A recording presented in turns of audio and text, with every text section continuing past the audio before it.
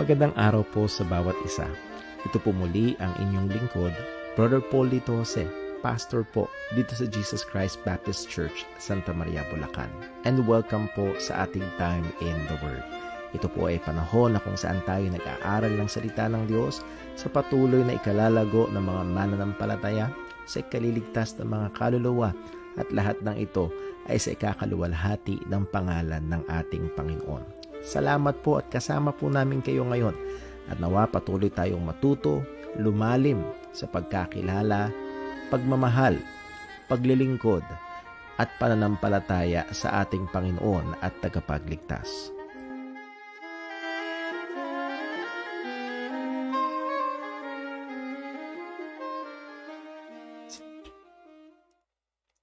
Ayan, magandang hapon po sa bawat isa sa atin. Purihin ang Panginoon at salamat po na tayo ay muling magkakasama ngayon upang tayo muling makapag-aral ng salita ng Panginoon. Thank you po sa bawat isa na nakakasama natin sa pag-aaral, and I hope na tayo po ay patuloy na napagpapala ng ating mga pag-aaral. And I myself bilang tagapagturo ay nagiging hamon kung paano patuloy na ituturo ng mas malinaw, na mas epektibo ang salita ng Diyos at napapaalalahanan sa mga katotohanan kung saan ito ay magiging malaking tulong lalo na sa atin pong gawain at desire na sundin ang inutos ng ating Panginoon na humayo at gawing disipulo ang maraming mga nasyon. Nawa, tayo ho ay handa ngayon na matuto, handang makinig. Pero bago tayo dumaretso sa atin pong pag-aaral, ilan po muna mga announcements and reminders para ho sa ating mga kapatiran dito sa JCPC. So Friday, meron ulit tayong Time in the Word, 6 p.m. and our online prayer meeting at 7:10 p.m. Through Facebook Room. Sana ay tayo ay magkasama-sama. And then sa Sunday ay meron po tayong gawain and nagpapasalamat tayo sa Diyos na doon na nakikita natin kung paano ang mga kapatiran na ay may desire na talagang magpatuloy, muling makapatumbalik dito po sa atin ang gawain ng pagsamba na sama-sama. Pag-pray po natin, we are greatly desiring na makapagdaos po muli ng Lord's Supper. At that is when the larger portion ng ating mga kapatiran ay nakasama na po natin muli sa pagsamba. So that's a great heart's desire para po sa bawat isa sa atin. And we are planning and hoping na it will be soon rather than later at nawa ko ito pagpalain ng Panginoon. And another prayer item, and kailangan ho natin ng tulong sa mga tech people, yung mga techie, ay kailangan ho natin ng panalangin. Though may mga kapatiran tayo ngayon sa JCBC na ginagamit ng Diyos na in many big ways at malaking tulong sila, ay kailangan pa rin po natin ang ating online ministry. We were forced to have one dahil because of the pandemic.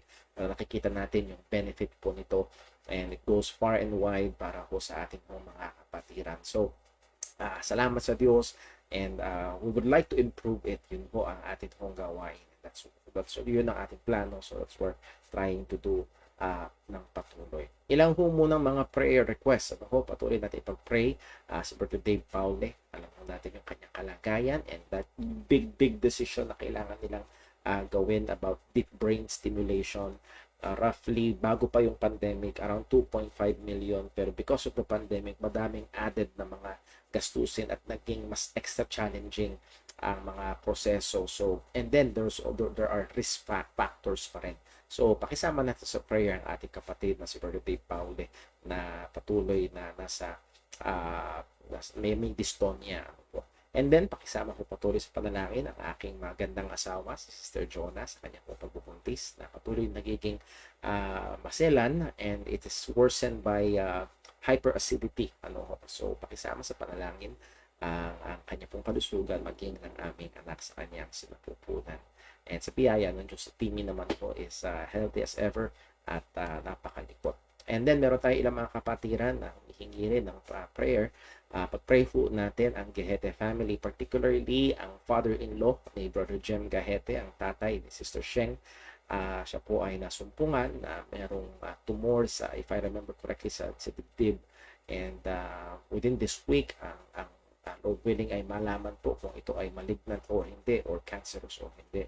So pakisama ho sa prayer. We are praying for na sana ay hindi ito cancerous. Pag-pray natin yung health pati yung provision, lalo na yung provision ng pananampalataya, ng spiritual na pangangailangan. And it's very challenging sa mga ganitong panahon. So, pag-pray natin maging Sister Sheng and yung buong pamilya po nila for comfort, for wisdom, and for provision. Ano po, nawa ay makahabagan sila ng Panginoon. And then also, pakisama ko sa prayer, sa isip ko na kanina, wala pa. Pakisama ko sa prayer, patuloy yung atin mga gawain. Nawa ay huwag natin kakalimutan, lalo na ang pangangaral ng salita ng Panginoon as we have studied last time, and we will review today, kailangan na kailangan. Hindi lamang dito sa JCBC, hindi lamang para sa akin, kundi sa bawat mga tagapagturo, bawat mga mangaral ay ating ilapit sa Panginoon sa pananalangin ang ministeryo ng salita ng Panginoon. Okay, so pag-pray po natin ang mga bagay na, yun pala yung nawala sa isip ko. Pag-pray natin ang Sausa family, sila Brother RJ and sa Sister Rain Sausa na nandito sa Amerika. They have a situation with regards to their residence. Sa kanilang tinitirahan, sila yung nangungupahan pa as of now. And so, humihingi sila ng panalangin para sa bagay po na yun. So, pag-pray natin ang Sausa family, and pag-pray din natin sila yung makasumpong ng isang faithful church doon, faithful sa salita ng Panginoon, faithful sa pagministeryo sa mga mananampalataya. At yun po ay napakahalaga. So, pakisama natin sila lagi sa atin pong pananalangin. Okay, so that concludes our announcements, reminders, and prayer requests. Dadako ho muna tayo sa ating pong sandali ng pananalangin bago tayo dumiretso sa ating pag-aaral ngayong gabi. Let's pray. Panginoon naming Diyos, aming Ama sa langit, nagpapasalamat kami. Namamangha kami kapag aming kinonsidera ang napakadami mong kabutihan, napakadami mong biyaya. O Panginoon, kapag tiningin namin sa paligid ang aming mga mata at pagmasdan ng mga gawa ng iyong kamay, susumigaw, sasabi ng iyong kapangyarihan, nagtatanyag ng iyong karunungan, nagtatakila ng iyong kapangyarihan. O tanggapin mo po ang aming papuri, aming pasalamat. Lord, lalo't higit at higit, ang iyong ginawa na kaligtasan para sa amin sa pamamagitan ni Kristo Jesus. Purihin ka. Purihin ang iyong dakilang pangalan. Panginoon, anong klaseng pag-ibig ito? Ibinigay mo ang iyong bugtong na anak upang kami na mga makasalanan at marumi ay matubos. Hindi lang basta matubos, kundi maging bahagi ng iyong pamilya. Pwede kami tumawag sa iyo, aming Ama. Salamat po, O Diyos, sa mga dakilang bagay na ito. Salamat po sa katotohanan na binayaran at hinugasan ng aming mga kasalanan. Salamat po sa katotohanan na kami ay binihisan ng perpektong katuwiran. At ito lamang ang tanging basihan kung kaya kami ay may pag-asa. Kami ay katanggap-tanggap sa iyo, may kaligtasan. And Lord, kagaya ng ginawa mong malinaw sa iyong salita, kalooban mo, kami nga ng mga pinapaking banal ay mamuhay ng may kabanal. Tulungan mo kami sa patuloy na pakikipaglaban sa kasalanang nakatahan pa sa amin. Tulungan mo kami sa patuloy na paghahabol sa katwiran at kabanalan.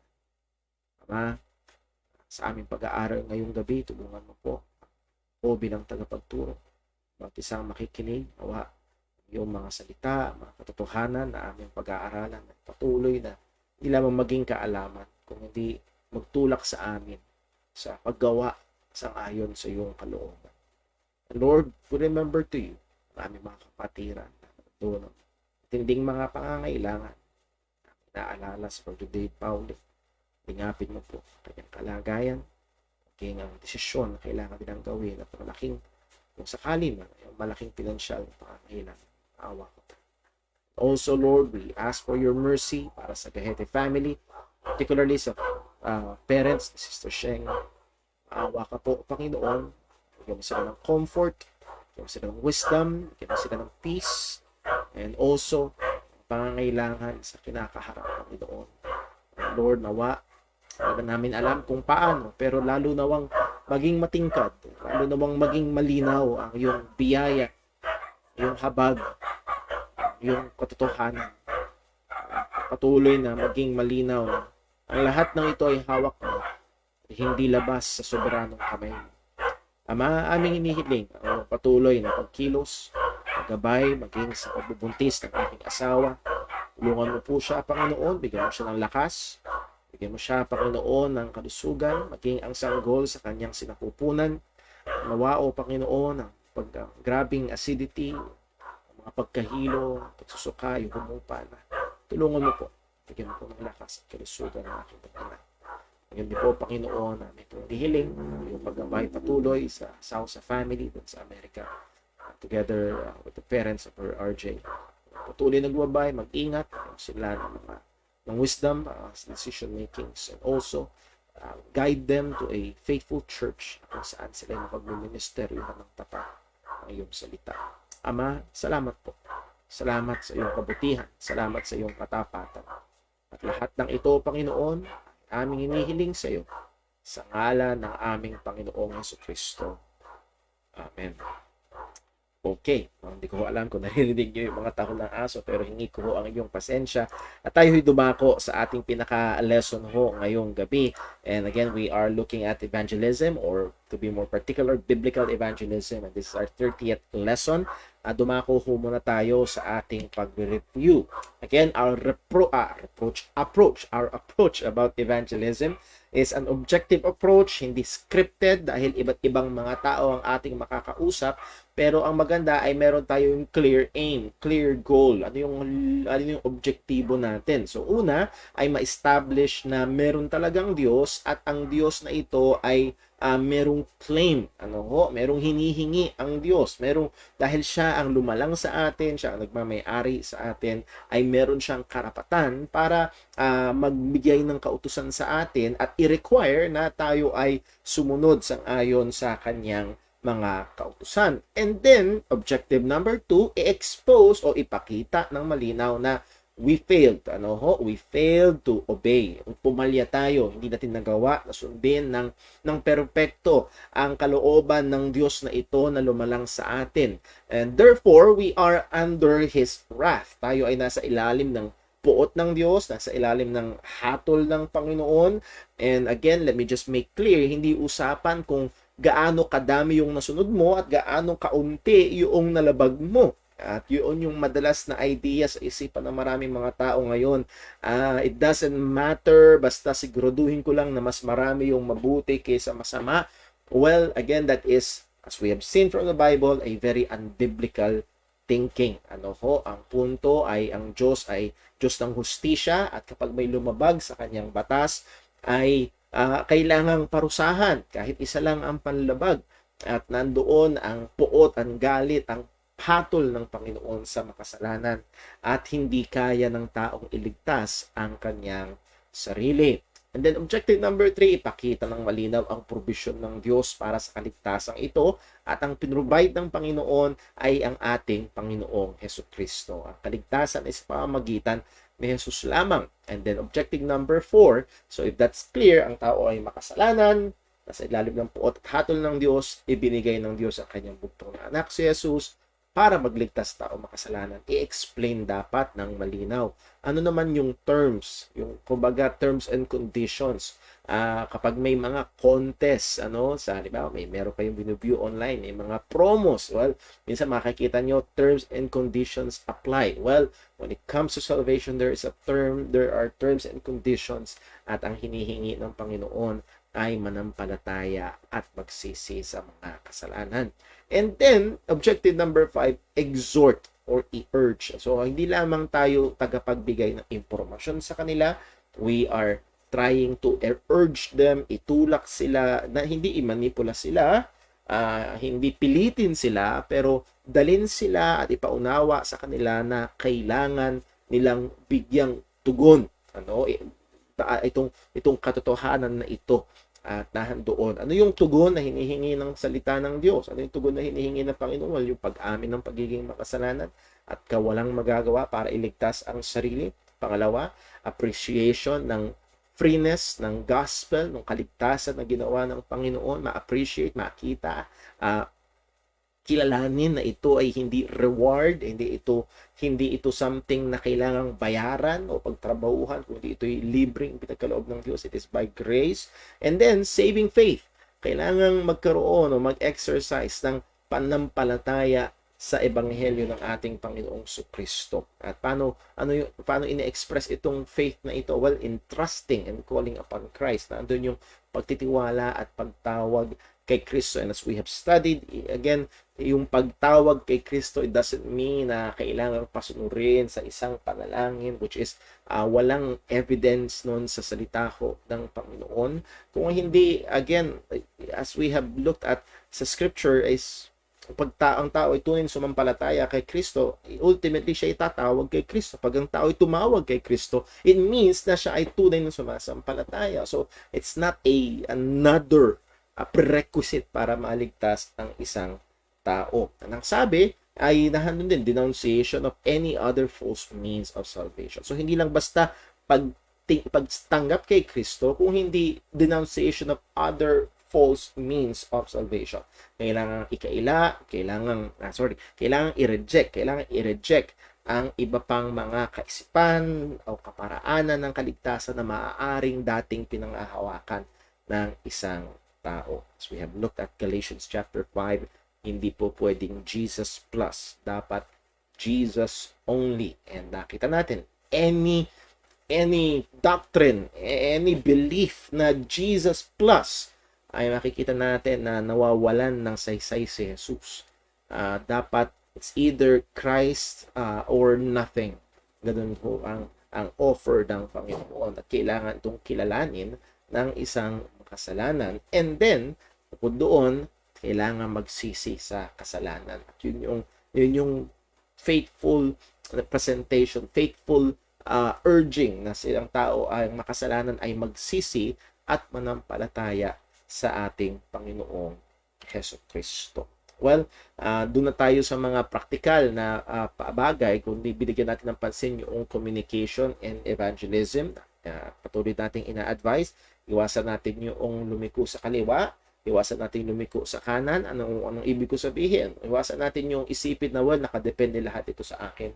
And then, iwasan din naman natin, lahat ito'y nakadepende sa Diyos. Wala na akong kaya. Wala na akong dapat gawin. Those are two unbiblical conclusions. Ang kailangan ay manatili tayo sa gitna. It's all up to God who uses men or me as a means. Ito'y nakadepende sa Diyos na at gumagamit siya ng mga kaparaanan, primarily ang mga Kristiyano. At kailangan bilang tool, bilang kaparaanan na ginagamit ng Diyos upang maihayag ang ebanghelyo, ay we must exert all effort. We must exert effort na painamin, palinawin, pagandahin, pabutihin ang ating pagkukomunika ng ebanghelyo as persuasively and clearly as we can, habang tayo ay nakadepende sa Panginoon. And kung naalala nyo yung ating communication diagram, maaaring isa sa mga steps na kailangan nating gawin ay to clear up the noises. Yung mga noise na nakakaapekto para ma-misunderstand or ma-miss yung pinaka-mensahe ng ebanghelyo na ating dinadala sa mga tao. Next, we must be actively trying to convince and win people over to the proper presentation of the gospel. So, nandun yung aktibo nating pagsusumikap na makumbinsi sila tungkol sa ebanghelyo. So, nandun yung ating effort. Effort with the message to make it clear, and then effort towards the person na sila ay makonvince. At ang sabi ng Acts 17:2, a very great example ni Apostol Pablo, and Paul, as his manner was, went in unto them, and 3 Sabbath days reasoned with them out of scriptures, opening and alleging. So he reasoned with them, he was opening it to them, making it evident to them, alleging, tinutulak niya sa conclusion. Ito yung mga ebidensya, okay, ito dapat yung maging. So, nakikita ho natin yung effort ni Apostol Pablo that Christ must needs have suffered. At pinapatungkulan si Jesus na napako at muling nabuhay. So, that's a good pattern para sa atin bilang mga mananampalataya. So, yung careless na basta para mo lang ibibigay sa kanilang ebanghelyo, bahala na si Lord, Again, that's not being faithful. Yun namang pananaw na, well, kailangan kong gawin lahat kasi nakadepende sa galing ko. Well, again, that's not being faithful. Yung nasa gitna, we must rely on God, dumepende sa Diyos, while doing all that we can as faithful and possibly as possible. Kagaya nga ho na nasabi natin minsan, diligent dependence. Nandun yung diligence, sumikap natin habang tayo ay nakadepende sa Panginoon. So, bilisan natin yung review. May mga iba't ibang spiritual status ang atin mga nakakausap. But generally, everyone is depraved. Radically depraved. Ibig sabihin, walang hindi apektado ng kasalanan. Everything and anything sa tao. Physical man yan, mental man yan, emotional man yan, reasoning man yan, lahat, puso, lahat, worldview, lahat ay apektado ng kasalanan. Ito ay sinasabi ng Biblia in a way na ang tao ay patay sa kasalanan, ang tao ay alipin ng kasalanan. Therefore, ang tao sa kanyang ganang sarili ay ayaw at hindi kayang lumapit kay Kristo. That's why ultimately nakaasa tayo sa Panginoon dahil sino ang makapagpapalaya ng alipin, makapagbubuhay ng patay? Walang iba kung hindi ang Diyos lamang. Now, in that state of depravity, merong spectrum at merong iba't ibang kalagayan ng mga taong ating makakausap, and it is wise para sa atin na ikonsidera. We have the infidel na mga openly defiant pagdating sa mga religion, particularly about Christianity. Ayaw nila. Now, isa sa mga maaari nating gawin ay to ask probing questions. Magtanong ng mga bagay na maaaring magpasimula sa kanila na mag-isip.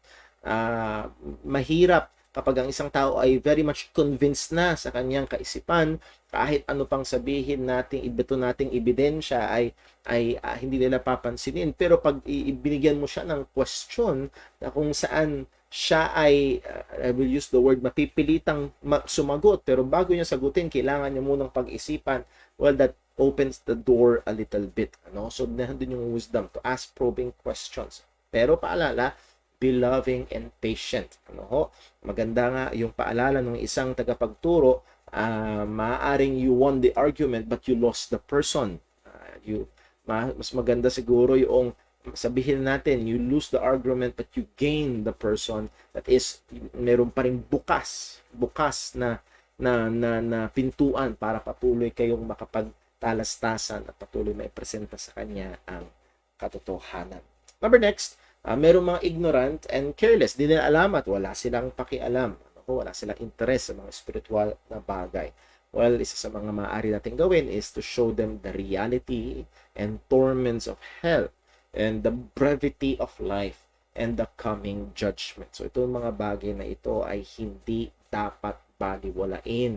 Dapat itong bigyan ng pansin. Number 3, ito yung marami, madalas, and I for one, ay ganyan ang kalagayan natin. Tingin sa sarili ay mabait, the self-righteous, confident sa kanyang relihiyon, confident sa kanyang sariling ini-imagine na kabutihan, maling kaisipan. So, kailangan ito isa sa mga malaking challenges natin dito sa Pilipinas. Paano ipakita dun sa ating kausap na yes, maaaring mabuti siya, mabait siya sa kanyang paningin, sa paningin ng iba. Pero pagdating sa salita ng Panginoon, pagdating sa pamantayan ng Diyos, ay hindi siya papasa. At nahandito yung lagi at hindi ako magsasawang gawing paalaala.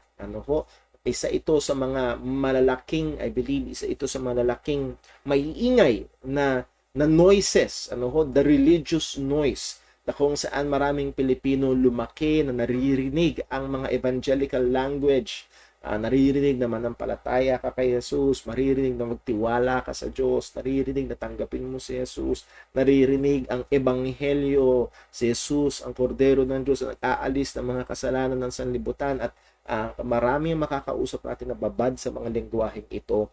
And sometimes kapag sinabi natin itong si Jesus ay namatay sa krus para sa iyong mga at kailangan mong magtiwala sa kanya, yung lengguwahe natin, yung sinabi natin, yung mensahe natin yung nalulunod doon sa ingay na kung saan kinalakihan nila. At madalas ang response ay, wala ako, ipalataya ako, wala pa ng bata ako. Oo. And yun ang mahirap.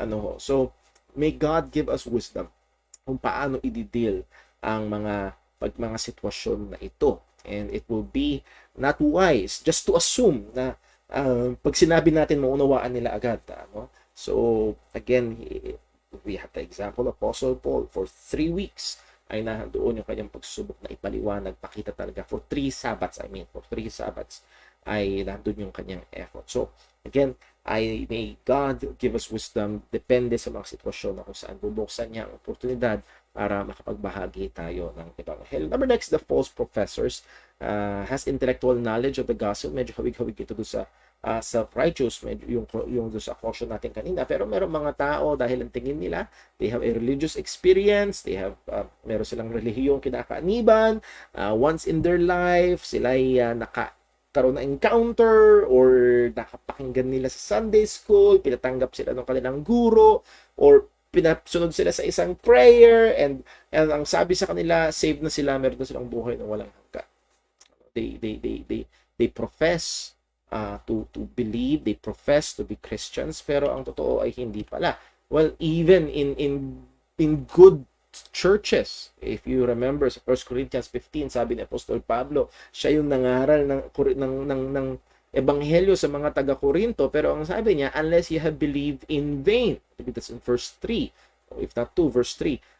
Liban na kayo sumampalataya ng walang kabuluhan. So it's possible, even in the faithful preaching, sa matapat na pagtuturo at pangangaral ng ebanghelyo, posibleng magkaroon ng mga tao na nampalataya pero walang kabuluhan. That is, yung profession nila ay hindi totoo. So meron maaaring mga false professors. So danger na ang present knowledge and past decision ay nagiging determinative ng lahat ng bagay patungkol sa salvation. So yes, tinanggap ko na, matagal na, alam ko na yan.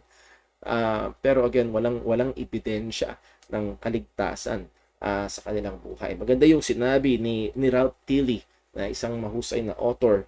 Ang sabi niya ay huwag mong ipagmalaki ang ginawa para sa iyo ni Jesus kung wala kang nakikita na ginagawa ng Espiritu sa iyo.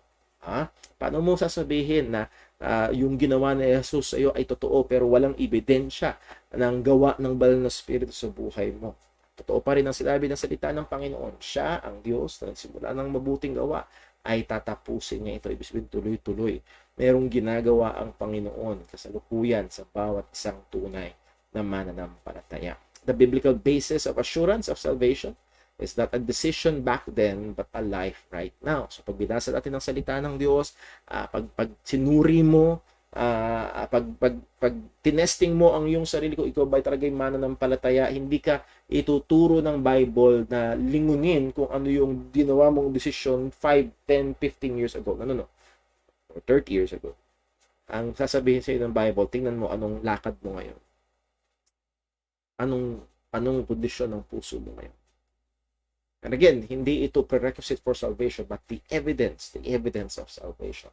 So, meron mga false professors tayo makakausap. And again, this is a little bit tricky also sapagkat handoon yung sensitibong paksa na kung saan nagkiklaim sila ng ligtas, ng pagiging ligtas, pero paano natin mapagmahal na hahamunin sila na suriin ang kanilang sarili nga, baka sila ay hindi tunay na mananampalataya. So again, ay humingi tayo ng wisdom sa Panginoon para sa bagay na ito. Important, practical sanctification is an evidence, not a prerequisite for true salvation. And then we have the convicted. Maaaring meron tayong makausap, bigat na bigat siya, bagabag na bagabag ang kanyang konsensya dahil sa kanyang kasalanang nagawa.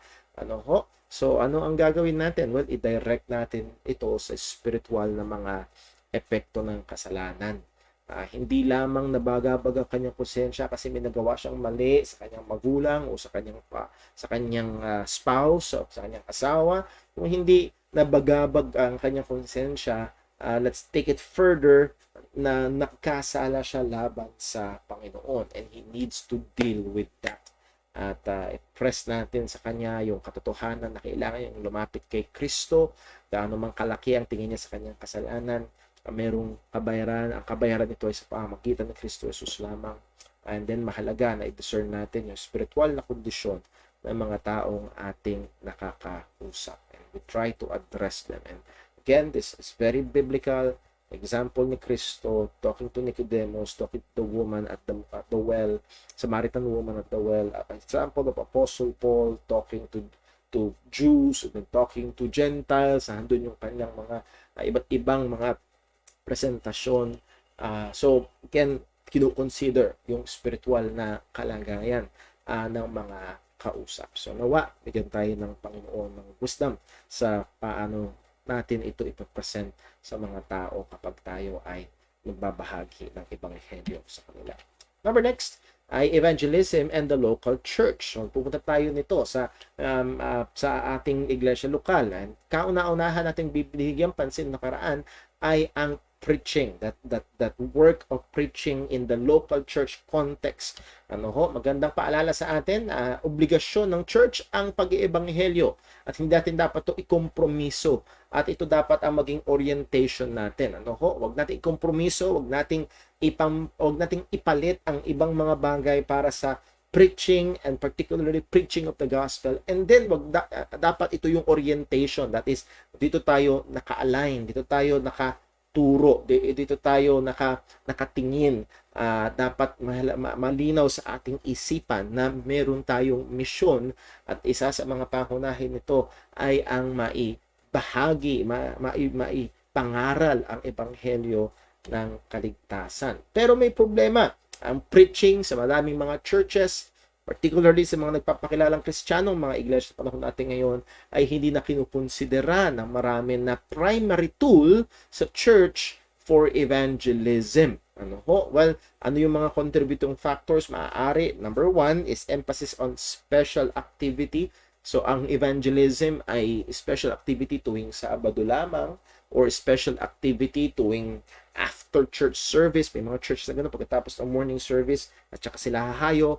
Again, that's well and good. Pero kung unbalanced, kung yun lang ang soul winning nila at wala doon sa preaching, that as we have seen sa salita ng Panginoon will very much have a very negative effect sa mga tao sa church. Number next is the culture bred on visuals. Again, naalala ko nung ako'y bata, pag ang libro walang pictures, hindi ko gusto.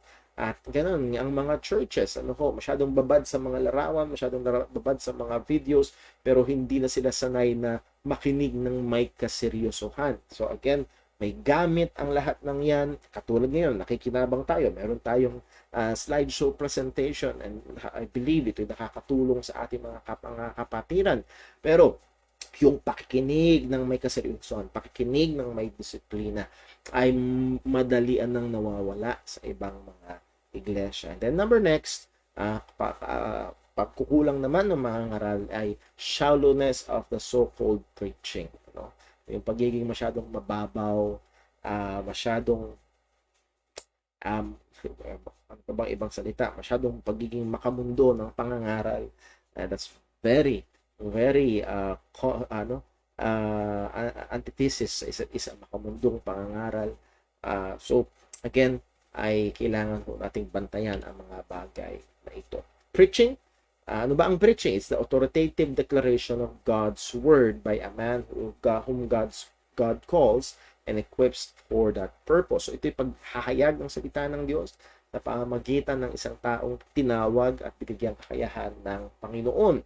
Ang sabi ho ni Apostol Pablo, we pray you in Christ's stead, be ye reconciled to God. So here, ay sabi niya, as though God did beseech you by us. So itong pangungusap ni Pablo, ang sabi niya, as if God is beseeching you, as if Christ is calling you, is talking to you. So andoon yung pagiging representative, pagiging mouthpiece ng isang mangangaral. So ang punto kaya natin highlight yan ay ang pangangaral ng salita ng Diyos. Sa pangangaral ng salita ng Diyos ay nagsasalita mismo si Kristo. Nagsasalita mismo ang Panginoon sa kanyang iglesia. That's why, for this very reason, preaching is an integral part, even a central part of true worship. Sapagkat hindi yung husay, hindi yung kwento ng mga ngaral, kung hindi yung salita ng Diyos na kanyang kinukomunika, ipinapaunawa, ipinapangaral sa mga tao. And when God's word is faithfully preached, God speaks. Ang Diyos ay nagsasalita, and that's why it's a integral part, a central part of true worship. So 1 Corinthians 1:21, for after that in the wisdom of God, the world by wisdom knew not God, it pleased God by the foolishness of preaching to save them that believe. Maganda yung kinoment ng isang aming tagapagturo, not foolish preaching, but foolishness of preaching. Ano ibig sabihin? Ang preaching ay kinukonsidera ng mundo na foolishness.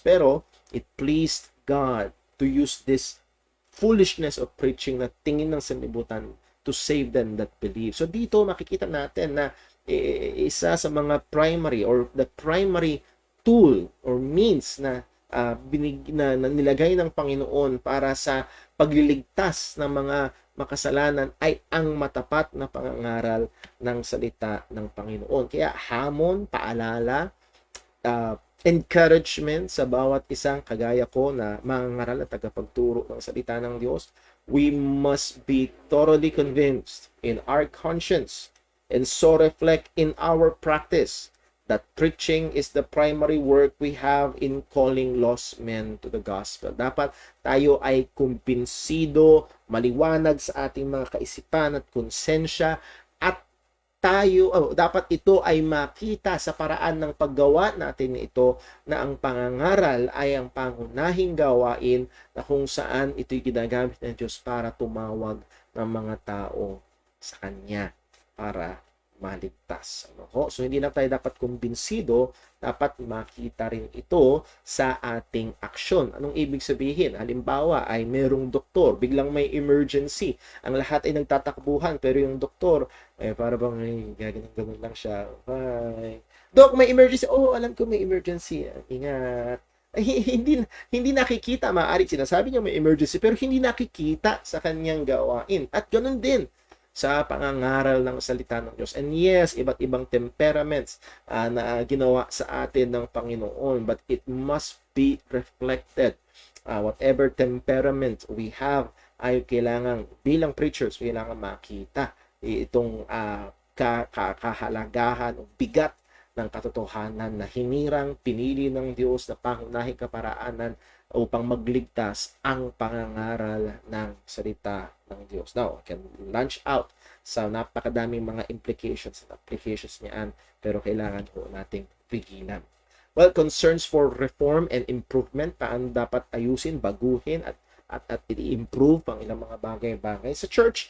Anything that rivals the centrality of preaching or contradicts its message must be rightly assessed, reformed, or removed. Ano man na makikipaglaban, tila baga nakikipagkumpetensya sa preaching.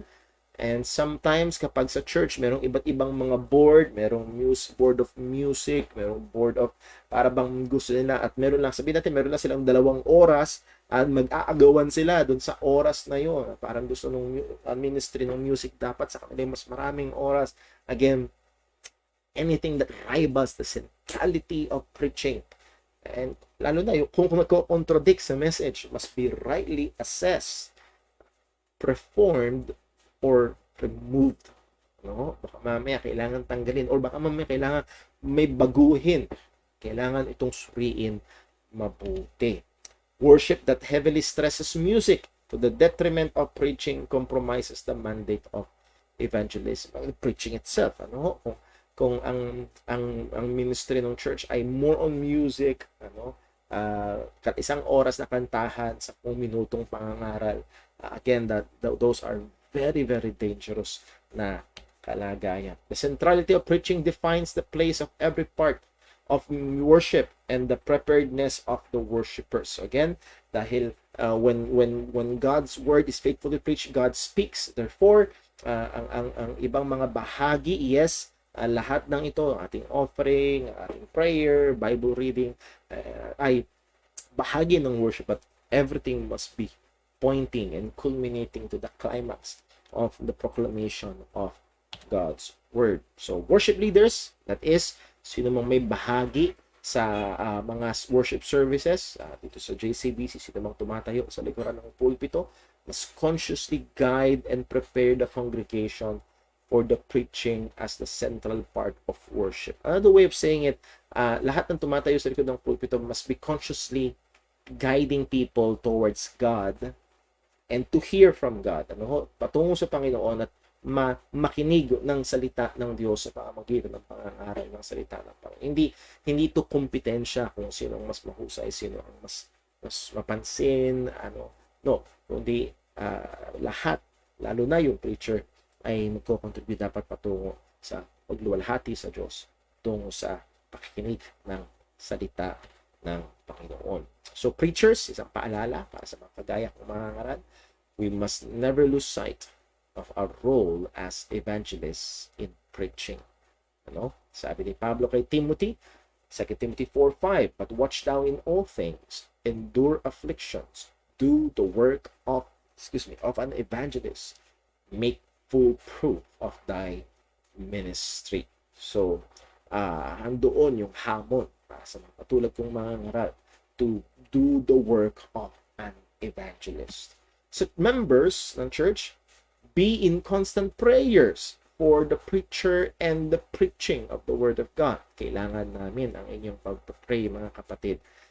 Sabi nga ni Pablo, Colossians 4:3, without praying also for us, that God would open unto us a door of utterance to speak the mystery of Christ, for which I am also in bonds. So, humingi ng prayer si Pablo na ang Diyos ay magbigay ng door of utterance to speak the ministry, even the way they will speak. They may speak boldly, mangaral ng may katapangan, kung paano dapat nila ito ipangaral. So, pray for the preachers, pray for the teachers, encourage them. Kailangan po namin. And for the whole church, let us hope and expect from God to bless and use the faithful preaching of His Word. At sa akin, ito yung isa sa mga natutunan ko for some years in the ministry, to excitedly wait kung paano gagamitin at ano ang gagawin ng Diyos kapag ginawa natin ng matapat yung kanyang malinaw na kalooban. Pag ginawa natin tapat ang pananalangin, kapag ginawa natin ng tapat ang pangangaral ng salita ng Diyos, pag ginawa natin tapat ang paghahayag ng ebanghelyo, nakaka-excite maghintay anong gagawin ng Panginoon. So, nawa tayo bilang sambong iglesia, let's hope and expect from God as we strive to improve and to faithfully do, matapat at pagbutihin pa ang mga gawain na ito na iniatang sa atin ng Panginoon. So preachers, anything that compromises our preparedness for preaching must be rightly reviewed and reformed. Ano man yung nagkokompromiso. And again, this is a topic na maaari din talakayan ng maraming panahon sa time in the Word. Maraming pwedeng umagaw, and some can be very legitimate work. Pero meron, kagaya ng mga apostol sa Book of Acts, merong problema sa loob ng church. Anong ginawa nila? Nag-assign sila ng mga deacons, pero hindi nila pwedeng pabayaan ang pangangaral, ang ministeryo ng salita at ang pananalangin. So, hindi ibig sabihin na wala nang ibang pwedeng gawin ng pastor, pero kung merong na doon sa priority list, priority niya in the ministry ang paghahanda ng ipapangaral, na priority niya ang pangangaral ng salita ng Diyos. So, we must seek to grow in every aspect of effective preaching, in our exposition, illustration, communication. I myself, sa biyaya ng Panginoon, and I hope na nakikita at nagmamanifest na patuloy nagsusubok na maging mas mainam pa, maging mas maayos pa para sa kapurihan ng Panginoon, kapakinabangan ng iglesia ng ating Panginoon Jesucristo. As Paul challenged Timothy to stir up the gift of God that is in him. So, kailangan natin na magpatuloy pa. listeners, so yung mga ngaral, kailangan pag-inamin yung pangangaral. Yung mga makikinig, kailangan pag-inamin yung pakikinig. There must be a decided and conscious readiness, eagerness, and enthusiasm to hear the preaching of the word. So yung mga tagapakinig, dapat merong readiness, handa sila, conscious readiness. Ito yung isang bagay na pinaghandaan para bang magpi-field trip. Ay, 5 araw bago yung field trip, nagsisimula na mag-ipon-ipon ng mga kailangan ihanda, mga dadalin. Pero pagdating sa pakikinig ng salita ng Diyos, marami sa atin nagkukulang na paghandaan ito. Isang paalala, ang pagpupuyat ay hindi magiging tulong para makapakinig tayo ng salita ng Panginoon. So again, with constant readiness, eagerness, and enthusiasm, and this will very much affect. Mamaya, babalikan natin siguro ang punto na ito. Sa Acts 17:11, these were more noble, yung mga taga-Berea, more noble than those in Thessalonica, in that they received the word with all readiness of mind. Handun yung kahandaan ng kaisipan. That means hindi nagliliwaliw yung kanilang kaisipan, naka-ready sila, naka-focus sila, hininda nila yung kanilang mga sarili para makinig ng salita ng Panginoon and search the scriptures daily if whether those things were so, because it's sola scriptura, our authority is the word of God. So again, that is about the preaching. So evangelism in the local church, particularly the preaching of the word, the preaching evangelism with regards to preaching. So tingnan natin, evangelism in the local church, every member's involvement, ang involvement ng bawat kabahagi ng iglesia ng ating Panginoong Kristo, particularly ng local church. Now, ilang mga introductory thoughts muna. Paalala, a church that depends only on the pulpit preaching for its evangelism without its members' involvement is, kapag ang mga members ay nakadepende na lang sa pangangaral, bahala na si preacher, bahala na si pastor, wala hindi natin trabaho yan. But kung yan ang kalagayan, number one is failing on its commission. Evangelism is a church mandate, not just a ministerial or pastoral mandate. Ang pangangaral ng ebanghelyo ay hindi lang para sa pastor, hindi lang para sa missionary o para sa deacon. Ito ay para sa bawat isang Kristiyano. Inutos to ng Panginoon sa lahat ng mga mananampalataya. So we're failing something kung ang evangelism natin is from the pulpit ministry lamang. And then number two, we're rendering the preaching itself unfruitful. Members not mindful of witness are not likely to diligently invite. Ina-undermine natin yung preaching ministry. Dahil kung ang tingin lang na kung hindi talaga totoo yung sinabi nito dito sa lesson ho natin, yung mga mananampalataya o mga kapatiran na hindi naghahayag ng ebanghelyo ay madalas hindi sila interesado mag-aya ng mga tao para makapakinig ng pangangaral ng ebanghelyo. So again, ay nawa tulungan tayo ng Diyos at again mapaalalahanan tayo sa mga bagay po na ito. Sabi nga ulit ni Errol Hulse, kung naalala nyo sa lesson 1 ng atin hong biblical evangelism, sabi niya, does your local church buzz with evangelistic zeal? Evangelistic fervor will be expressed in the prayer meetings. A love for and desire for souls will be evident as specific individuals are the subject of intercession. Ginamit niya yung illustration ng yung larawan ng mga bubuyog, buzz. Pag lumapit ka sa beehive, sa tahanan ng mga bubuy na riz, kapag ba tayo ay lumapit sa ating church, ano ba naririnig natin? Puro teleserye, baka Korean novela ang naririnig, negosyo ang naririnig. Again, I'm not saying na lahat ng yan ay masama, no. Pero ganda kapag lumapit tayo sa narinig natin is there's that passion for evangelism, passion for missions. Makita ko natin o marinig natin. Extremes to be avoided sa church. There are extremes na kailangan nating iwasan. Una, overemphasis on soul winning. Now, I'm not saying na wag i-emphasize ang soul winning. Kailangan natin yan. Pero yung overemphasis in a sense to the neglect of other important spiritual things Yun ang ibig sabihin natin. Overemphasis on soul winning and giving as the only activity of spiritual significance. Marami pa sana ako pwede idagdag dito, pero ang punto lang natin is evangelism. At meron mga churches na tila baga ang spiritual na aktibidad lamang nakatanggap-tanggap sa Panginoon ay kapag nag-soul winning ka at nagkaloob ka or sumunod ka sa pastor.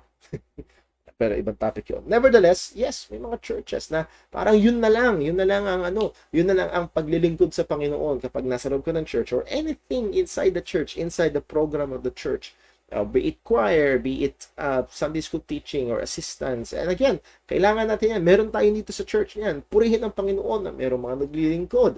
Pero kung pinapresenta ang spiritual na buhay na ang paglilingkod sa Diyos ay sa loob lamang ng 4 na sulok ng church, that is very imbalanced. That's very dangerous. And I think yan ay minana mula sa Catholicism na ang paglilingkod lang sa Diyos, magpare ka o magmadre ka, sa loob ka ng kumbento, sa loob ka ng simbahan, seminaryo. Pag gusto mo maglingkod sa Diyos, sa loob lang ng church, activity ng church. And particularly so winning and giving. Again, yung overemphasis to the neglect of others, yun yung ating binibigyan pansin. It portrays a wrong understanding of the Christian life. A false dichotomy of secular and spiritual. Ano yung false dichotomy? False contrast. Pag Lunes hanggang Biyernes sa opisina ka, sa mundo yan. Pag Sabado, Linggo, yun na lang pagkakataon mo, bigay mo kay Lord. Bakit? Hindi mo pwedeng ibigay kay Lord yung mula Lunes hanggang Biyernes? Hindi ba pwedeng kay Lord yung panahon na sa opisina ka? Again, that is the wonder and the wisdom of in the Reformation. Isa sa mga na-recover ay yung sacredness ng vocation. Ang paglilingkod sa Diyos ay hindi sa loob lamang ng church, hindi pagiging pastor lamang ang paglilingkod sa Diyos. And sad to say, meron pa rin mga Baptist na kukulong dyan. Pag may lumapit, gusto mo maglingkod kay Lord, mag-Bible school ka, magpastor ka. Not necessarily so. Not necessarily so. Sabi ng salita ng Panginoon, anong punto? When a person got saved, all of his life is spiritual. So walang buhay Kristiyano, hindi secular spiritual. All is spiritual. Ang sabi ng 1 Corinthians 6:10, for ye are bought with a price, therefore glorify God in your body and in your spirit, which are God. So we must be always glorifying God. Against this, we need to recover a biblical emphasis on vocation. Sabi ng 1 Corinthians 10:31, whether therefore ye eat or drink, if I may add, or work. Again, yung sabi ko kanina, Lunes hanggang Biyernes, do it for the glory of God. Do all for the glory of God. So, hindi naman sa loob ng aktibidad ng programa ng church. Titus 2:9 ang sabi, exhort servants to be obedient unto their own masters. So, binibigyan pansin ni Pablo yung mga servants, that is, itong mga tao na alipin, whether their masters be believers or not. Pero ang sabi niya, exhort servants to be obedient to their own masters and to please them well in all things, not answering again, not purloining, but showing all good fidelity. Why? That they may adorn the doctrine of God, our Savior, in all things. So even in the place of the servant's work, sa lugar ng gawain ng servant, or even in the place of your employment. Sa akin, ang place ng employment ko ay within the church. So, purihin ng Panginoon sa that blessed bondage. Pero, in wherever your employment is, adorn the doctrines of God. Adorn the truths of God. Work in such a way. Behave in such a way. Gumawa ka, magtrabaho ka, sa paraan na kung saan magiging palamuti sa katotohanan ng Panginoon at ng ating tagapagligtas. We must develop evangelistic conscious believers. Wherever they are. Hindi yung Sabado mula alas 9 hanggang alas 11, evangelistic thinking sila. No.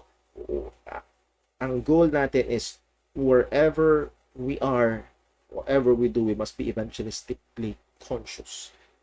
Whose vocational testimony is winsome. Yung ating alam mo yun, kung late ka sa trabaho, nagnanakaw ka ng papel sa opisina, masusubukan mong bahagian ng gospel yung katrabaho mo, mukhang hindi magiging epektibo. So, isa sa mga evangelistic tool is a good testimony, a winsome testimony. What they do in their vocation is spiritually and evangelistically significant. Hindi ko makalimutan yung patotoo ng ating kapatid. Umuwi na siya sa Panginoon, si Brother Edgar Kiambao. Pero ang ginamit ng Panginoon para si Brother Edgar ay makarating sa ating church ay si Brother Totoy Ganas sa mga deacons ko din sa JCBC. At sa biyaya ng Diyos, nakita ni Brother Edgar kung paano binago ng Diyos ang buhay ni Brother Totoy. Dating kasama sa inuman, tumigil. Dating, again, yung kasama sa mga lakad ng barkada sa trabaho, so tumigil. Pag break time, nagbabasa ng Bible. Nakikita niya yun. Nakikita niya yung ethics ni Brother Totoy sa trabaho. Kaya nga, ang sabi ni Brother Edgar noon, nakakwentuhan ko siya, kaya nga, Brother Paul, isang aya lang sa akin ni Toti. Yun ang tawag niya kay Brother Edgar. Isang aya lang sa akin ni Toti, sama agad ako. Again, yung buhay sa trabaho can be and is evangelistically significant. Hindi lang yung programa. So again, nawa, tulungan tayo ng Diyos na ma-improve, makita pa. 1 Peter 3:1, likewise, ye wives, nasa ng vocation ng maraming mga ina ng tahanan, madalas kung housewife, their vocation is in the house. Ano niya ipapakita ito? Likewise, ye wives, be in subjection to your own husbands, that if any obey not the word, they also may without the word be won by the life, the conversation of the wives. Letter B, again, yung mga extremes na kailangan i-avoid, indifference to lost sinners and the Christian responsibility of gospel witness. Kailangan naman natin i-avoid. So yung isa, overemphasis na yung soul winning program lamang ang mahalaga. Yun lamang. No? Or yung kabilang side naman na kailangan iwasan ay yung kabilang extreme, indifference naman sa mga hindi ligtas. Walang pakialam sa gospel ministry.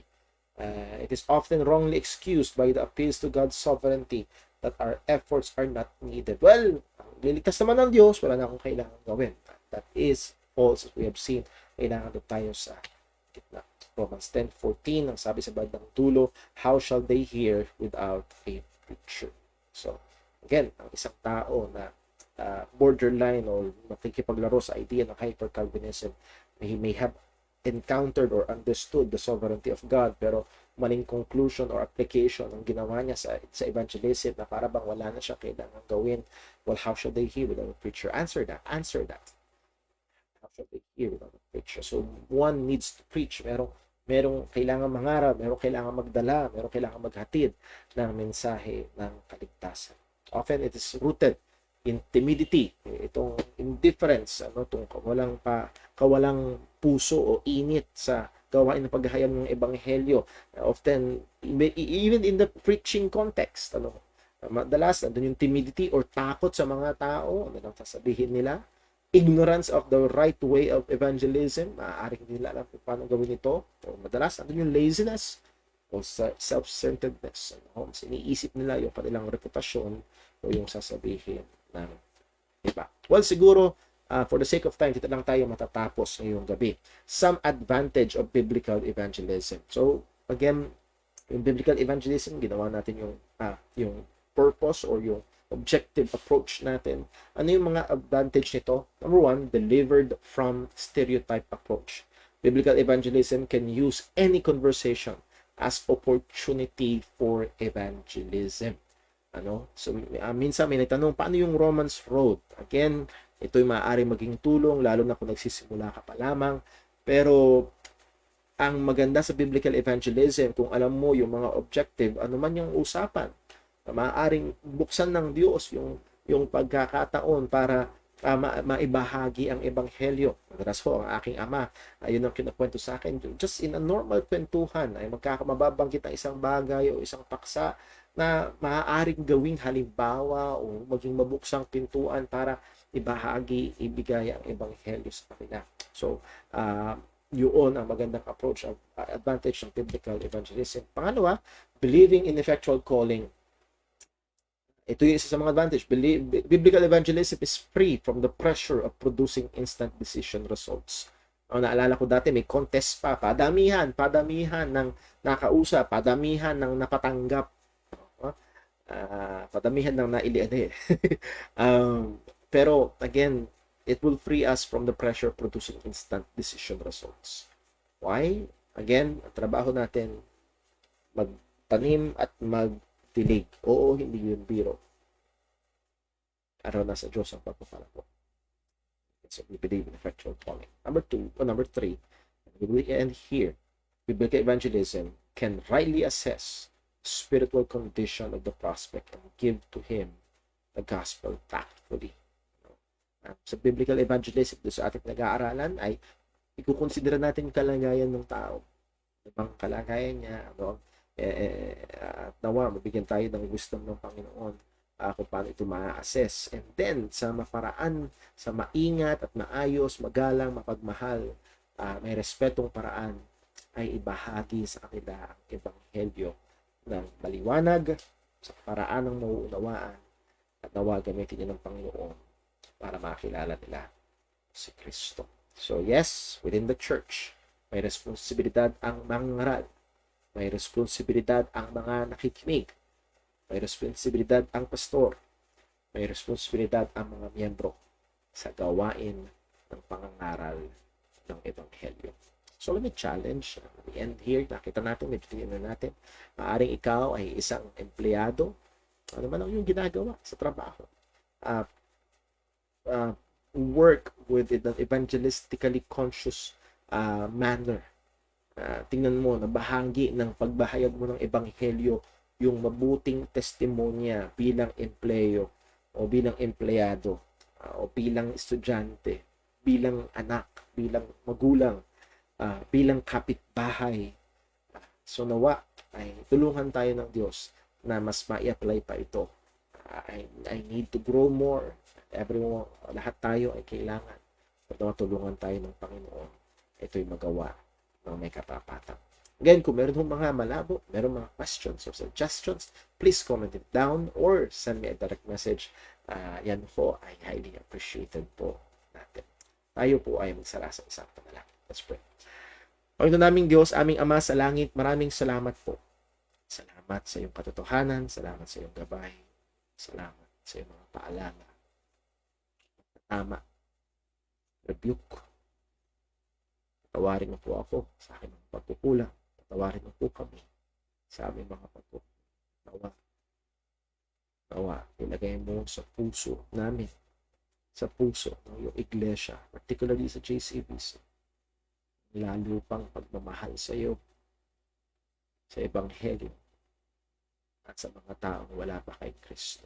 Lord, you have blessed us more than what we need. Help us to be good stewards.